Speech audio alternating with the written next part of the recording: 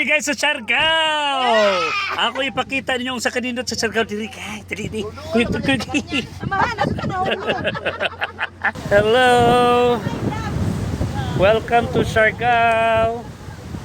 Asan Siargao ane? Asan Siargao? Naman yung plato dito. Aman. Yes, may plato dito. Okay.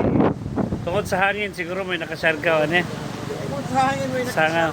Ay kusog kayo. Nata sa Little Siargao of Liloy diri sa Sambuca del Norte. O rin isang kuan ka tawag ng balon kusog kayo din ang hangin grabe ka kusog. Ayun daghan pa kay diri mga turista mga diri sa Liloy aron ma-experience ang Siargao vibes diri sa Liloy sa Pangasinan.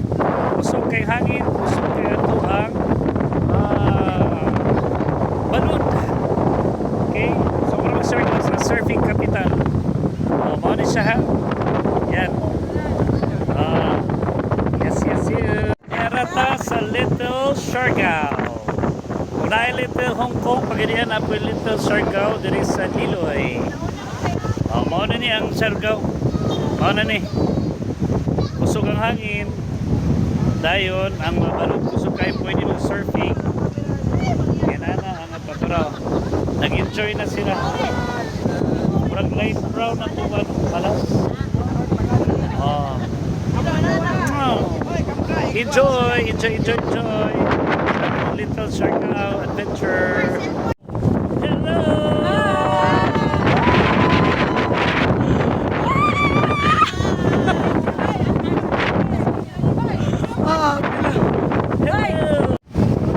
All right, now that it is a little.